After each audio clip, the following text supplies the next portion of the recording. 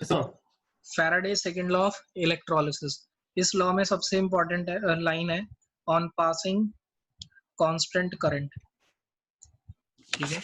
तो you can use word on passing constant current और constant charge. Obviously अगर charge constant होगा तो करंट भी कांस्टेंट होगा।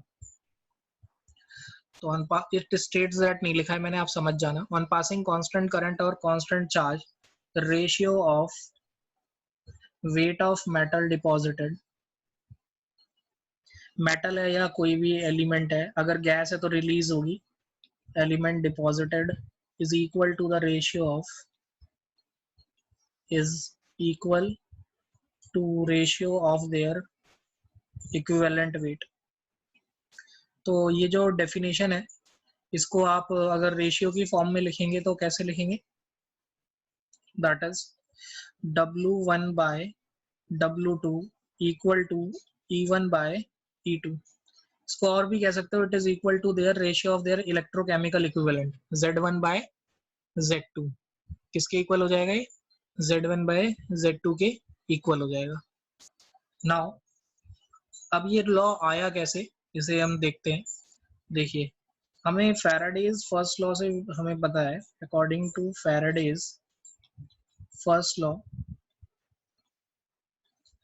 W equal to E by ZQ, F Q कह लो आप, या दूसरा फॉर्मूला यूज कर सकते हो, W is equal to ZIT। अब आपको ये चीज समझ आ रहा है कि अगर हमारे पास ये वैल्यूज कांस्टेंट है, लाइक चार्ज अगर कांस्टेंट है तो फैराडे की वैल्यू तो कांस्टेंट ही होती है, I और T करंट, अगर charge constant means current constant है, तो Z भी क्या हो गया, कांस्टेंट है। तो मैथ्स का रूल क्या कहता है, according to rule of mathematics, mathematics के रूल के अकॉर्डिंग वी कैन से, अगर सारी चीजें कांस्टेंट है तो दो चीजें डायरेक्टली प्रोपोर्शनल हो जाएंगी। तो you can say directly proportional to not Q, it is proportional to E, और you can say weight is proportional to Z। तो उसी से हमने क्या किया है, ये फॉर्मूला बना लिया, W1 by W equal to E1 by E2 equal to Z1 by Z2। ये किसके इक्वल हो गया, Z1 by Z2 के इक्वल हो गया। क्लियर है नाउ? तो हमें समझ आ रहा है फैराडेज फर्स्ट लॉ से ही आया है। इसमें नेसेसरी कंडीशन है कि करंट क्या होना चाहिए, कांस्टेंट। अब आपने याद किया हुआ है P से पैरेलल, P से पोटेंशियल, तो पैरेलल में चाहे कैपेसिटेंस हो या रेजिस्टेंस हो, पोटेंशियल कांस्टेंट होता है। तो सीरीज में क्या कांस्टेंट होगा, चार्ज कांस्टेंट होगा। तो जैसे अब एक न्यूमेरिकल डिस्कस करते हैं। तो इन केस अगर हम आपसे बोल रहे हैं कि वी हैव अ सेल, तो like we have dipped silver या चेंज कर देते हैं, silver is very common, aluminium को डिप किया है हमने। हाइपोथेटिकल क्वेश्चन अपने आप एज्यूम करते हैं टू अंडरस्टैंड दिस कॉन्सेप्ट।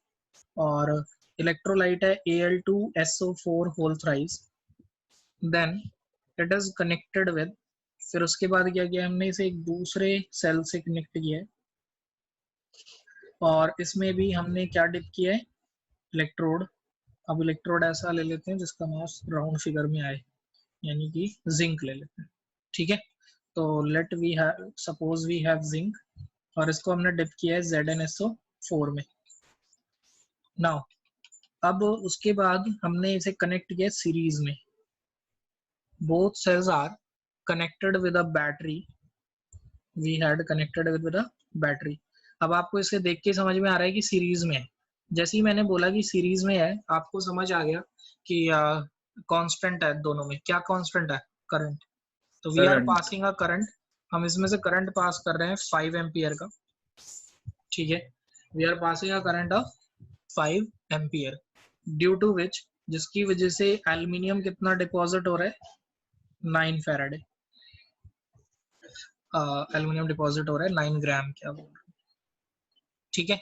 अब क्वेश्चन है, calculate wait of zinc deposited. आपको कैलकुलेट करना है कितना वेट जिंक का डिपॉजिटेड होगा। तो this numerical is based on application of Faraday's second law, Faraday's के सेकेंड लॉ पे बेस्ड है।